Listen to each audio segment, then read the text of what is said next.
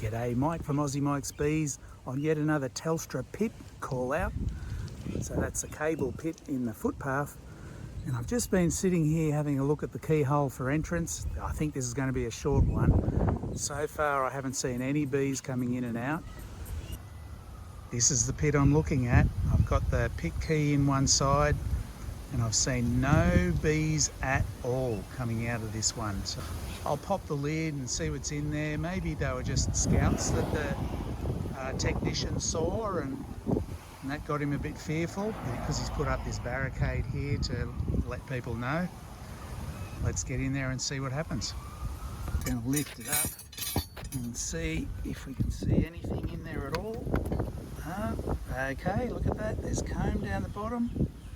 So it just looks like the whole lot's collapsed off the lid. Maybe when the technician opened up and panicked and dropped the lid down and they all fell off, so they've probably absconded now.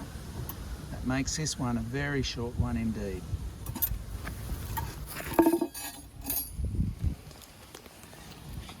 You can see here where it was attached on the underside of the lid. We're very common around the entrance.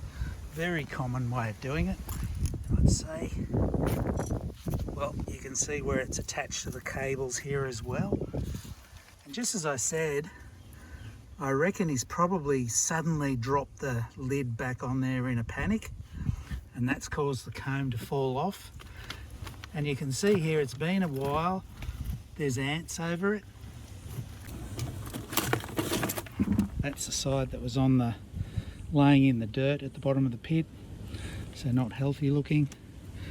And these ants would have been getting into any pupae in there, and that's all well and truly had it. So, a bit more wax for the collection for the next meltdown. This has got to be the easiest one I've ever done. So I'll tell you something else about these pits. In more recent years, maybe the last 10 years or so, typically these pits have a plastic gasket, they call it. It's a plastic cover made of core flute black that covers up all of that, and then the lid goes on top of it. And the effect of that is that it stops debris falling in, but also it stops things like bees going in. There's another pit just down the footpath. I'll show you down there what I mean, but I'll just put this one back first. Hold on, I've got a bit more wax to gather. I'll just collect this as well.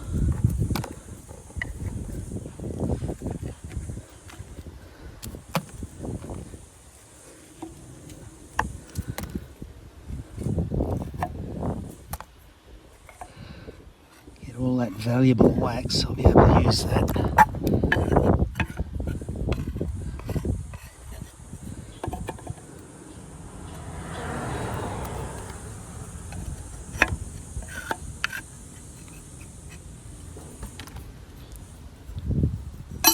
So I'll just pop this lid back.